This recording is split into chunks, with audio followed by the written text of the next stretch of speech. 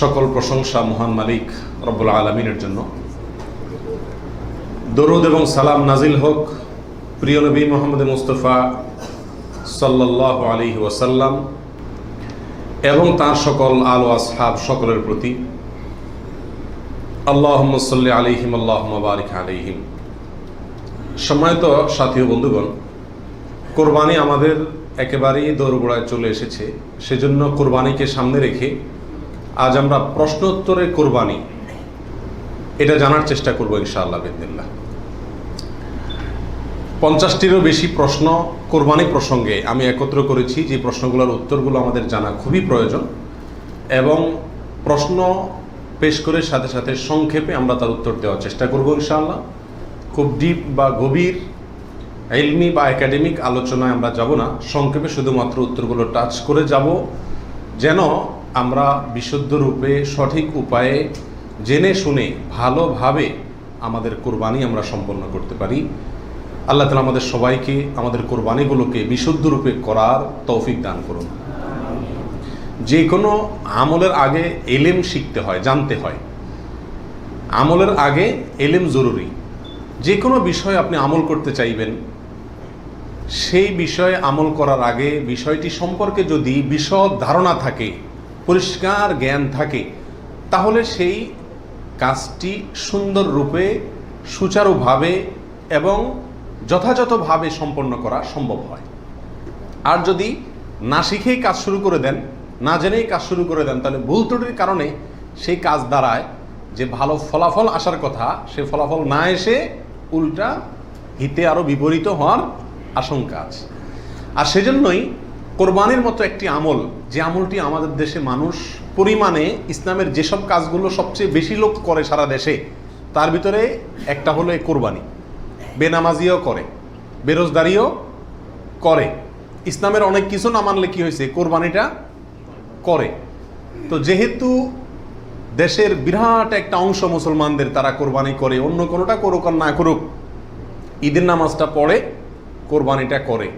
তো সেজন্য এই কোরবানিটাও যে করি আমরা, সেটাও বা কতটা বিশুদ্ধ হচ্ছে, এটা বড় প্রশ্নের বিষয়। সেজন্য আমরা জেনে নেব অল্প কথায় এই কোরবানি প্রসঙ্গে যে জিজ্ঞাসাগুলো আছে, যে প্রশ্নগুলো আছে সেগুলো। কারণ প্রশ্নের মাধ্যমে মানুষ কোনো কিছু শিখলে, সেটা সাধারণ আলোচনার মাধ্যমে শিখলে যতটা মনে থাকে তার চাইতে বেশি মনে থাকে। আল্লাহ তাআলা আমাদের সবাইকে উপকারী ইলম সবসময় গ্রহণ করার তৌফিক দান করুন। প্রিয় ভাইয়েরা, কোরবানি প্রসঙ্গে কোরআনে কারীমের একটি আয়াত আমি তেলাওয়াত করেছি। আল্লাহ সুবহানাহু ওয়া তাআলা বলেছেন, লা ইয়ানালাল্লাহা লুহুমুহা ওয়ালা দিমাউহা। তোমরা যে পশু আল্লাহকে সন্তুষ্ট করবার উদ্দেশ্যে জবাই করে থাকো, কোরবানি করে থাকো, এর গোশত, এর রক্ত কোনো কিছুই আল্লাহর কাছে পৌঁছায় না। ওয়ালাকিন ইয়ানালুহুত তাকওয়া মিনকুম, ওয়ালাকিন ইয়ানালুহুত তাকওয়া। কিন্তু তোমাদের অন্তরে যে তাকওয়াটা আছে, কোন মানসিকতা নিয়ে, কোন উদ্দেশ্য নিয়ে, কেন তুমি কোরবানি করছো, কোরবানি করার সময় তোমার মনের ভেতরকার অবস্থাটা কি, সেটা কিন্তু আল্লাহর কাছে ঠিকই পৌঁছে যায়। গোশত রক্ত জমিনেই থেকে যায়, দুনিয়াতেই থেকে যায়, উপরে ওঠে শুধুমাত্র তোমার অন্তরের ইচ্ছাটা, বাসনাটা। এই জন্য কোরবানি করার আগে সবচেয়ে গুরুত্বপূর্ণ পয়েন্ট হলো নিয়তকে খালেস করে নেওয়া। কি করে নেওয়া ভাই? নিয়তকে খালেস করে নেওয়া। কোরবানি করার আগে একটু ব্রেক দিন, একটু দাঁড়ান, একটু থামুন। আপনি কোরবানি করতে যাচ্ছেন, একটু থামুন। কেন কোরবানি করছেন? নিজেকে নিজে প্রশ্ন করুন এবং এই প্রশ্নের উত্তর নিজেকে নিজে দিন। এরপরে নিজেই বিচার করতে পারবেন আপনার কোরবানির কোনো বিনিময় আদৌ আল্লাহর কাছে পাবেন নাকি কিছুই পাবেন না। সম্মানিত সাথী বন্ধুগণ, যত মানুষ আমাদের সমাজে কোরবানি করে, এই বিশাল জনগোষ্ঠীর সবচেয়ে বড় অংশ বলা যেতে পারে, এই কোরবানিটা আমাদের জন্য আজ ফ্যাশনে পরিণত হয়েছে। এটার ইবাদত থাকে নাই। কারণ ইবাদত হয় সেই কাজ, যে কাজ বান্দা আল্লাহকে খুশি করার জন্য করে। কোরবানিটা সবচেয়ে বেশি সংখ্যক মানুষ করে, এর একটা কারণ এটাও যে কোরবানি এমন একটা ইবাদত যেটা নগদ লাভ নিজেই পায়, গোশতগুলা ফ্রেশ বাসায় উঠাইতে পারে, ঠিক না ভাই? ঠিক। এই কারণে সমাজের বড় একটা অংশ কি করে? কোরবানি করে। আবার অনেকে কোরবানি করে নিজের নেতাগিরি জাহির করার জন্য। নেতা সাহেব, এমপি সাহেব, মন্ত্রী সাহেব, ব্যবসায়ী সাহেব, অমুক সাহেব, তমুক সাহেব, 10টা গরু, 5টা গরু, সবচেয়ে বড় গরু। এই যে একটা প্রতিযোগিতা, এই প্রতিযোগিতাটা মনে হচ্ছে ভালো কাজের প্রতিযোগিতা, আসলে এটা হলো এক ধরনের বড়াই, মাতবরির প্রতিযোগিতা, নিজের প্রভাব প্রতিপত্তি, নাম সুনাম এগুলোকে প্রতিষ্ঠিত করার প্রতিযোগিতা, যেটা কি প্রশংসনীয় নাকি নিন্দনীয়? নিন্দনীয়। এই জন্য ভাইরা আমার, কোরবানি করার আগে প্রথম একটু থেমে নিজেকে প্রশ্ন করতে হবে, আমি কেন কোরবানি করছি? আমি কি মানুষকে দেখাবার জন্য করছি না আল্লাহকে সন্তুষ্ট করার জন্য করছি? এই বিষয়টি নিজেকে নিজে প্রশ্ন করে এর ইতিবাচক এবং সঠিক উত্তর বের করে আনতে হবে, তারপরে কোরবানির দিকে পদক্ষেপ নিতে হবে। আল্লাহ তাআলা আমাদের সবাইকে বিশুদ্ধ রূপে সঠিকভাবে কোরবানি করার তৌফিক দান করুন। প্রিয় ভাইরা আমার, এবার আমরা চলে যাই প্রশ্ন উত্তরে সরাসরি। প্রথম প্রশ্ন হলো, কোরবানি কি? কোরবানি এটি উর্দুতে ব্যবহার হয়ে থাকে ত্যাগের অর্থে। কোরবানি করা, যে কোনো কাজের জন্য কোরবানি করা মানে কি করা? ত্যাগ করা। এই পশু কোরবানিকে কোরবানি বলা হয় এই জন্য যে এই কোরবানিটাও আসলে মূলত কি? ত্যাগেরই শিক্ষা বহন করছে। ইব্রাহিম আলাইহিস সালামের ত্যাগের স্বাক্ষর এই পশু কোরবানি। এর মাধ্যমে ইব্রাহিম আলাইহিস সালাম যে আল্লাহর জন্য বিশাল বড় ত্যাগ করেছিলেন, আল্লাহর কথাকে মানতে গিয়ে নিজের জীবনের সবচেয়ে বড় পরীক্ষার সম্মুখীন হয়েছিলেন এবং তিনি ত্যাগ করে পরীক্ষা উত্তীর্ণ হয়েছেন। এই কোরবানি যেহেতু তার স্বাক্ষর, সেই জন্য ওই আমাদের সমাজে উর্দুতে সচরাচর যে কোরবানি এই শব্দটি ব্যবহার হয় সেটাই প্রচলিত আছে, অর্থাৎ ত্যাগ করা, কোরবানি। আর আরবিতেও কোরবান শব্দটি আছে, যেটা কোরআনে আল্লাহ তাআলা ব্যবহার করেছেন। আদম আলাইহিস সালামের 2 ছেলে কাবিল এবং হাবিল, তারা উভয়ে আল্লাহর কাছে আল্লাহর সন্তুষ্টির জন্য তারা সাদাকা পেশ করেছিল, নৈকট্য অর্জন করার জন্য। আল্লাহ বলেছেন ইত্তাকাররাবা কোরবানান, তারা উভয়ে যখন কোরবান পেশ করছে, যে কোরবান শব্দ কোরআনেও আছে, অর্থাৎ তারা উভয়ে এমন বস্তু পেশ করেছে যার মাধ্যমে আল্লাহর নৈকট্য অর্জন করা যায়। সেই অর্থে কোরবান মানে হলো আল্লাহর কাছে নৈকট্য অর্জন করার মাধ্যম বা উপায়, অর্থাৎ ত্যাগ করা অথবা আল্লাহর কাছে নৈকট্য অর্জন করার মাধ্যম। এ হলো কোরবানির সংক্ষিপ্ত শাব্দিক পরিচিতি। আর ইসলামী শরিয়াতে কোরবানি বলা হয় জিলহজের 10 তারিখে এবং তার পরবর্তী যে দিনগুলোতে কোরবানি করা যায় সেই দিনগুলোর ভেতরে কোনো পশু, অনুমোদিত পশু যেগুলো জবাই করলে সওয়াব হয় দিনগুলোতে, সেগুলোকে আল্লাহকে সন্তুষ্ট করার উদ্দেশ্যে জবাই করার নাম হলো কোরবানি। এ হলো ইসলামী শরিয়ার পরিভাষায় কোরবানির মোটামুটি একটি সংজ্ঞা। দ্বিতীয় প্রশ্নে চলে যাই আমরা, কখন কিভাবে কোরবানি শুরু হয়েছিল? এই কোরবানি শুরু হয়েছিল সর্বপ্রথম ইব্রাহিম আলাইহিস সালামের মাধ্যমে। আল্লাহ সুবহানাহু ওয়া তাআলা ইব্রাহিম আলাইহিস সালামকে স্বপ্নের মাধ্যমে নির্দেশ করেছিলেন নিজের সন্তানকে জবাই করার জন্য। আর সন্তান জবাই করা, এই কঠিন নির্দেশটি আল্লাহ সুবহানাহু ওয়া তাআলা করেছেন ইব্রাহিম আলাইহিস সালামকে। তাকে আল্লাহ তাআলা যত কঠিন পরীক্ষা করেছিলেন, এত কঠিন পরীক্ষা তার আগে আর কোনো নবীর প্রতি আল্লাহর পক্ষ থেকে ছিল না। জীবনের পদে পদে পরীক্ষা।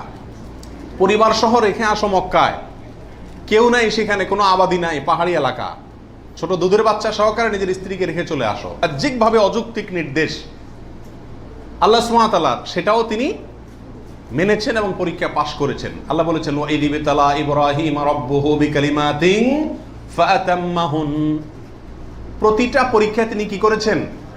পাশ করেছেন। তো কোরবানির প্রেক্ষাপট হলো সংক্ষেপে এই অল্প কথায়, আল্লাহ সুবহানাহু ওয়া তাআলা ইব্রাহিম আলাইহিস সালামকে তার নিজের সন্তানকে আল্লাহ সন্তুষ্টির উদ্দেশ্যে জবাই করার জন্য, কোরবানি করার জন্য নির্দেশ করেছেন। আল্লাহ সুবহানাহু ওয়া তাআলা তার সন্তানের জবাই করতে আসলে চান নাই। আল্লাহ চাইছেন তার মনের পরীক্ষা নিতে, যে আল্লাহর নির্দেশ মানতে গিয়ে তার সর্বোচ্চ ত্যাগটাও তিনি করতে পারেন কিনা। তিনি আলহামদুলিল্লাহ পরীক্ষায় পাশ করেছেন। তিনি রাজি হয়েছেন, গেছেন, ছেলেও পাশ করছে, মায়েও পাশ করছে। ছেলের মাও রাজি, ছেলেও রাজি, বাপও রাজি। তো আল্লাহ সুবহানাহু ওয়া তাআলা গোটা পরিবারেরই পরীক্ষা নিয়েছেন বলা যেতে পারে, এবং সবাই পরীক্ষা কি করছে? পাশ করছে। জবাই করতে গেছেন, আল্লাহ সুবহানাহু ওয়া তাআলা ছেলে তো জবাই হতে দিবেন না, এটা তো ছিল একটা পরীক্ষা মাত্র। আল্লাহ সুবহানাহু ওয়া তাআলা সেখানে অন্য একটা পশু, দুম্বা বা এই জাতীয় কোনো পশু আল্লাহ সুবহানাহু ওয়া তাআলা দিয়ে দিলেন। অন্য একটা পশু ওই ছেলের জায়গায় আল্লাহ তাআলা দিয়ে দিলেন, ছুরি উনি চালালেন, এরপরে দেখলেন যে ছেলে দাঁড়ায় আছে, পশু জবাই হয়েছে।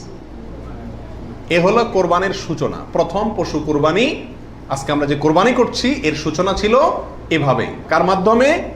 ইব্রাহিম আলাইহিস সালাতু ওয়াস সালামের মাধ্যমে। সেই কোরবানি আমাদেরকে কি শিক্ষা দেয় ভাই? সেই কোরবানি আমাদেরকে শিক্ষা দেয় আল্লাহ সুবহানাহু ওয়া তাআলা যখন কোনো কাজের জন্য নির্দেশ করবেন, আল্লাহর গোলাম হিসাবে, আল্লাহর নুন খাই সেই হিসাবে নিঃশ্বাস গ্রহণ করছি, ছাড়ছি, প্রতি মুহূর্তে মুহূর্তে আল্লাহর নিয়ামতের সাগরে হাবুডুবু খাচ্ছি। আল্লাহই সৃষ্টি করেছেন, তার হাতেই জীবন মরণ সবকিছু। অতএব তার কোনো নির্দেশ, তার কোনো নিষেধ থাকলে সেটাকে মানতে গিয়ে পৃথিবীর যেই কোনো ধরনের ত্যাগের প্রয়োজন হয় সেটা করতে হবে। নিজের সন্তানকে জবাই করার মতো কঠিন নির্দেশও পালন করতে ইব্রাহিম আলাইহিস সালাম দ্বিধা করেন নাই। আল্লাহ সুবহানাহু ওয়া তাআলা ঠিকই কি করছেন, তাকে এর মাধ্যমে তিনি পাশ করেছেন এবং আল্লাহ সুবহানাহু ওয়া তাআলা তার মর্যাদা সমুন্নত করেছেন। এ হলো কোরবানির মূল শিক্ষা। আল্লাহর নির্দেশ, সেটা যত কষ্টই হোক মানতে, সেটা মানার জন্য সব ধরনের ত্যাগ করতে প্রস্তুত থাকা, এটা হলো কি ভাই? কোরবানির শিক্ষা। আর ওখান থেকেই কোরবানিটা শুরু হয়েছে।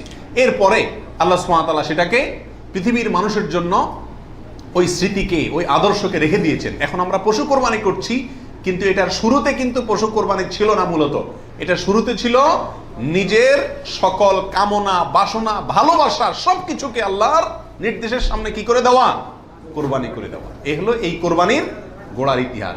এখন কোরবানির খোলসটা আছে, ভেতরেরটা আর নাই। এখন শুধু পশুই কোরবানি করি আমরা।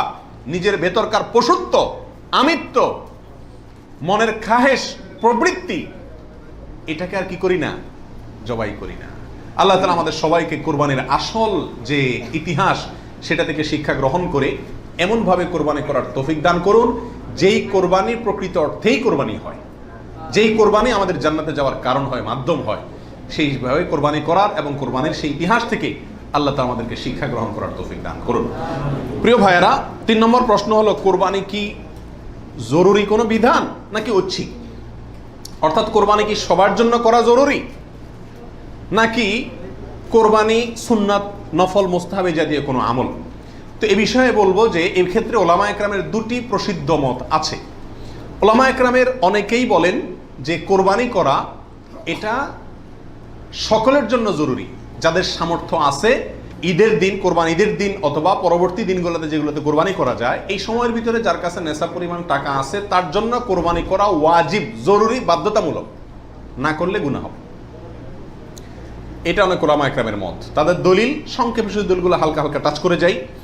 মুসনাদে আহমদ, ইবনে মাজাহ, মুস্তাদরাকে হাকিম এবং আরো অনেক কিতাবে একটা হাদিস বর্ণিত হয়েছে, যে হাদিসকে মুহাদ্দিসিন ইকরাম সহিহ বলেছেন। আল্লামা আলবানী রাহিমাহুল্লাহ নিজে হাদিসকে সহিহ বলেছেন। সেটা হলো এই, নবী সাল্লাল্লাহু আলাইহি ওয়াসাল্লাম বলেছেন, মান ওয়াজাদা সাআতান আন ইউদাহিয়া ওয়া লাম ইউদাহি ফালা ইয়াকরাবান্না মুসাল্লানা। অর্থাৎ যে ব্যক্তি কোরবানি করার সামর্থ্য তার আছে, সক্ষমতা আছে, সচ্ছলতা আছে, সেই ব্যক্তি যদি কোরবানি না করে, সে যেন আমাদের ঈদগাহে ঈদের নামাজ পড়তে না আসে। কোরবানি করার ইচ্ছা না রাখলে সেজন্য ঈদের নামাজ পড়তে না আসে। এটা কিন্তু একটা সতর্কবাণী। শরীয়তে এই ধরনের নির্দেশ সুন্নত নফলের ক্ষেত্রে করা হয় না, ফরজ ওয়াজিবের ক্ষেত্রেই সাধারণত করা হয়। এটা হলো অন্য যুক্তি। দ্বিতীয় দলিল হলো, এটাও মুস্তাদে আহমদে আসছে এবং হাফেজ ইবনে হাজার আল আসকালানী রাহিমাহুল্লাহ, বিশ্ববিখ্যাত হাদিস ব্যাখ্যাতা, তিনি বলেছেন যে হাদিসটি বিশুদ্ধ। নবী সাল্লাল্লাহু আলাইহি ওয়াসাল্লাম বলেছেন, ইয়া আইয়ুহান নাস, হে লোক সকল, ইন্না আলা কুল্লি আহলি বাইতিন উদহাইয়াতুন ওয়া আতিরাতুন, নিশ্চয়ই প্রত্যেক পরিবারের লোকের উপরে, প্রত্যেক পরিবারের উপরে একটি করে কোরবানি এবং আতিরা, এটা ওয়াজিব। আতিরা হলো রজব মাসে যে পশুটি জবাই করা হয়, সেটা একসময় ওয়াজিব ছিল, পরে এটা রহিত হয়ে গেছে। তো এখানে নবী সাল্লাল্লাহু আলাইহি ওয়াসাল্লামের ভাষা হলো ইন্না আলা কুল্লি আহলি বাইতিন, প্রত্যেক পরিবারের উপরে কোরবানি করা জরুরি। জরুরি, আলা এই শব্দটি জরুরি অর্থ বোঝানোর জন্যই আসে। এটিও বিশুদ্ধ হাদিস। তাহলে আরো অনেকগুলো হাদিস আছে এই জাতীয়, যে হাদিসগুলোর আলোকে ওলামা ইকরামের একটা অংশ বলেন যে এই কোরবানি ওয়াজিব। ইমাম আজম আবু হানিফা রাহিমাহুল্লাহর মত এটা। এর বিপরীতে অনেক ওলামা ইকরাম বলেন কোরবানি করা ওয়াজিব নয়, এটা সুন্নাতে মুআক্কাদা। সুন্নাতে মুআক্কাদা মানে কি? সুন্নাত কিন্তু খুবই গুরুত্বপূর্ণ সুন্নাত। বিনা কারণে এটা ছাড়া মাকরুহ, অপছন্দনীয়, ভালো কাজ নয়। সুন্নতে মুআক্কাদা এবং ওয়াজিবের সাথে খুব বেশি তারতম্য নাই, কাছাকাছি গুরুত্বের বিচারে প্রায়। সাহাবীদের ভিতরে অনেক প্রসিদ্ধ সাহাবী তারা কোরবানি করতেন না, ওয়াজিব মনে করবে মানুষ এই ভয়, এরকম কোনো বর্ণনা পাওয়া যায়। তারপরে কোনো বর্ণনা জানাবে এটাকে সুন্নাতু আবিকুম ইব্রাহিম এ জাতীয় শব্দ ব্যবহার করেছেন। এসব কারণে ওনারা সুন্নত বলেন, সুন্নতে মুআক্কাদা বলেন। যাই হোক, সর্বসাকুল্যে এই কোরবানি খুবই গুরুত্বপূর্ণ একটি বিধান, এটা হলো নিশ্চিত। ওয়াজিবের মতটা গ্রহণ করলে এটা বেশি সতর্কতা হয় এবং ইখতিলাফ এবং মতপার্থক্যের ঊর্ধ্বে উঠা যায়, এবং অনেকগুলো বর্ণনা এর পক্ষে রয়েছে। 4 নম্বর প্রশ্ন হলো, কোরবানি কয়টা করতে হয়? এই প্রশ্নটা আজকাল এই জন্য করতে হচ্ছে যে এখন আমরা সমাজে কোরবানির সংখ্যা বাড়ানোর জন্য এক ধরনের প্রতিযোগিতা খেয়াল করতেছি। 3টা গরু, 5টা গরু, 7টা গরু, এমপি সাহেব, মন্ত্রী সাহেব, ব্যবসায়ী সাহেব, বিভিন্ন সাহেবরা করে কি করে না, এমনকি আমরাও একটা গরু একটা ছাগল, কারণ কেউ গরুর গোশত পছন্দ করে, কেউ ছাগল গোশত পছন্দ করে ঘরে, যার কারণে দুইটাই দিতে হয়, অথবা গরুতে 1 ভাগ দিতে হয়, আবার আলাদা ছাগল দিতে হয়। এই যে কোরবানির সংখ্যা বাড়ানোর একটা প্রবণতা আছে, আসলে ইসলামী শরিয়া কি বলে? কোরবানির পশু বা কোরবানির সংখ্যা কতগুলো হওয়া জরুরি? তো এর উত্তর হলো যে কোরবানি মূলত একটি কোরবানি যথেষ্ট, একাধিক কোরবানি হওয়া এটা কি না, জরুরি না। নবী আলাইহিস সালাতু ওয়াস সালামের ব্যাপারে সুনানে তিরমিজিতে একটা হাদিস আসছে, যেটা কি ইমাম তিরমিজি হাসান বলেছেন, অন্যান্য উলামা একরাম অনেকে জয়ীফ বলেছেন। কিন্তু জয়ীফ বললেও ওই একই বিষয়ে আরো বিভিন্ন হাদিস আছে, সর্বসাকুল্যে উলামা একরামের বিষয়টা প্রমাণিত। সেটা হলো যে নবী আলাইহিস সালাম 10 বছর মদিনাতে বসবাস করেছেন হিজরতের পরে, এবং এই 10 বছরের প্রতি বছর তিনি কোরবানি করেছেন। প্রতি বছর তিনি কি করেছেন? এবং 2টি হৃষ্টপুষ্ট ভেড়া তিনি কোরবানি করেছেন, 2টি করেছেন। তিনি যদি চাইতেন সংখ্যা অনেক বাড়াইতে পারতেন, উট এবং আরো অনেক বড় বড় পশু দিয়ে কি করতে পারতেন, কোরবানি করতে পারতেন, কিন্তু 2টি ভেড়া কোরবানি করেছেন। তার একটি হলো তার নিজের এবং নিজের পরিবারের পক্ষ থেকে, আরেকটি তার গোটা উম্মতের পক্ষ থেকে, তাওহীদবাদী উম্মতের পক্ষ থেকে। তাহলে বোঝা গেল কোরবানির সংখ্যা বাড়ানোর ভিতরে খুব বেশি কল্যাণ নাই। হ্যাঁ, কেউ যদি কোনো এলাকাতে গরিব মানুষকে খাওয়ানোর উদ্দেশ্যে বেশি কোরবানি করে, নাম ফুটানোর উদ্দেশ্য না থাকে, তাহলে অবশ্যই সেজন্য তিনি আল্লাহর কাছে কি পাবেন? আজর এবং সওয়াব পাবেন। 5 নম্বর প্রশ্ন হলো, কয়দিন পর্যন্ত কোরবানি করা যায়? কোরবানির সময়সীমা কতদিন? এর উত্তর হলো, এক্ষেত্রে ওলামা একরামের 2টি মত আছে।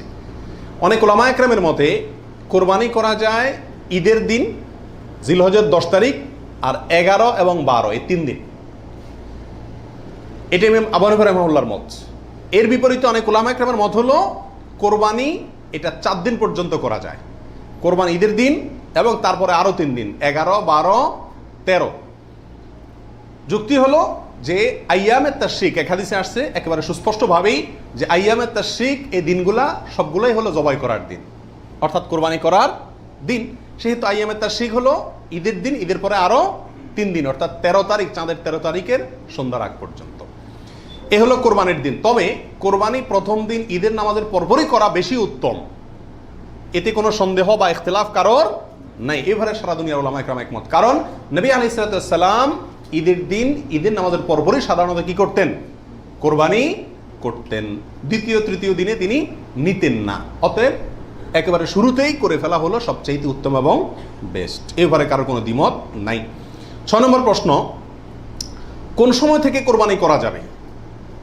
উত্তর হলো, ঈদের নামাজ যখন পড়া হবে, যেই এলাকাতে গরুটা জবাই হবে ওই এলাকাতে যখন ঈদের নামাজ শেষ হবে, ঈদের নামাজ শেষ হওয়ার পরপরই কি করা যাবে? কোরবানি করা যাবে। আরেক এলাকাতে ঈদের নামাজ শেষ হয়েছে, সেজন্য আপনার এলাকাতে আপনি কি করবেন না? কোরবানি করবেন না। আপনার এই পশু যারা কোরবানি করবে তারা ঈদের নামাজ পড়ার পরপরই কি করতে পারবেন? কোরবানি করতে পারবেন। এ হলো কোরবানির সময়। এরপরে আসি 7 নম্বর প্রশ্ন, রাতে কি কোরবানি করা যাবে? এই প্রশ্নের উত্তর হলো, রাতে কোরবানি করাকে ওলামা একরাম মাকরুহ বা অপছন্দনীয় বলেছেন। তার কারণ হলো, কোরবানি একটা আল্লাহর গুরুত্বপূর্ণ বিধান। এখানে পশুর রগ নির্দিষ্ট সংখ্যায়, নির্দিষ্ট রগগুলো কাটা যেতে হবে। রাতে করলে অন্ধকারে সেগুলো কম বেশ হয়ে যেতে পারে, এই আশঙ্কায় দিনের বেলায় করা উত্তম এবং রাতের বেলায় মাকরুহ বলেছেন। তবে যদি পর্যাপ্ত আলোর ব্যবস্থা থাকে এবং এরকম কোনো ভুল হওয়ার আশঙ্কা না থাকে, তাহলে রাতেও কোরবানি করা যাবে, অর্থাৎ এই দিনগুলোতে আর কি, যে দিনগুলোতে করা যায়। এরপরে আসি 8 নম্বর প্রশ্ন, কোন কোন পশু দিয়ে কোরবানি করা যাবে? আপনি হাঁস মুরগি দিয়ে কোরবানি দিলে কোরবানি হবে কিনা? তো এর উত্তর হলো, বড় পশুর ভিতরে 3 ধরনের পশু আর ছোট পশুর ভিতরে 3 ধরনের পশু, এগুলো দিয়ে কি করা যাবে? কোরবানি দেওয়া যাবে। বড় পশুর ভিতরে কোরবানি দিতে পারবেন উট, গরু, মহিষ, এগুলো দিয়ে। মহিষ দিয়ে দিতে পারবেন কিনা এটা নিয়ে ওলামায়ে কেরামের ভিতরে সামান্য ইখতিলাফ আছে। অনেকে মহিষকে গরুর অন্তর্ভুক্ত করেছেন, অনেকে করেন নাই। যার কারণে যারা করেছেন তারা বলছেন করা যাবে, যারা করেন নাই তারা বলছেন করা যাবে না। এই জন্য একান্ত অনন্য উপায় না হলে সেদিকে না যাওয়াই ভালো, ইখতিলাফের দিকে। আর ছোট পশুর ভিতরে 3টা, দুম্বা, ছাগল এবং ভেড়া, এগুলো দিয়ে কি করা যাবে? কোরবানি করা যাবে। এছাড়া অন্য কোনো পশু দিয়ে, এই গৃহপালিত পশু ছাড়া আপনি হরিণ দিয়ে অথবা অন্য কোনো হালাল পশু যেটা গৃহপালিত না, সেটা দিয়ে কি করা যাবে না? কোরবানি দেওয়া যাবে না, দিলে কোরবানি হবে না। 9 নম্বর প্রশ্ন হলো, গাভী এবং ষাঁড় উভয়টা দিয়ে কোরবানি দেওয়া যাবে? কি বলেন? গাভী এবং ষাঁড় দুইটা দিয়ে কোরবানি দেওয়া যাবে? যাবে। গাভী দিয়েও দেওয়া যাবে, ষাঁড় দিয়েও দেওয়া যাবে। 10 নম্বর প্রশ্ন হলো, পশুর বয়স কত হতে হবে? কত বছর বয়স হলে আপনি সেই পশু দিয়ে কি করতে পারবেন? কোরবানি দিতে পারবেন। এর উত্তর হলো, পশু যদি হয় সবচেয়ে বড় পশু অর্থাৎ উট, তাহলে সেক্ষেত্রে সেটার বয়স হতে হবে কমপক্ষে 5 বছর। কত বছর? 5 বছরের নিচে যদি উটের বয়স থাকে, ওইটা এমনি জবাই করতে খেতে পারবেন, কিন্তু কোরবানি হিসাবে কি করতে পারবেন না, জবাই করলে ওটা কোরবানি আদায় হবে না। গরু যদি হয় তাহলে সেক্ষেত্রে তার বয়স হইতে হবে কমপক্ষে 2 বছর। আর ছাগল, দুম্বা, ভেড়া এগুলো যদি হয় তাহলে তার বয়স হইতে হবে কমপক্ষে 1 বছর। তাহলে ছোট পশুগুলা 1 বছর, গরু 2 বছর, উট 5 বছর। ছোট পশুর মধ্যে আবার দুম্বা, ভেড়া এগুলো যদি 6 মাসের বয়স, 7 মাস, 8 মাসের বয়সেরটা দেখতে 1 বছরটার মতো বড় দেখা যায় তাহলে চলবে, কিন্তু ছাগলের ক্ষেত্রে পরিপূর্ণ কি হইতে হবে? 1 বছর হওয়া লাগবে।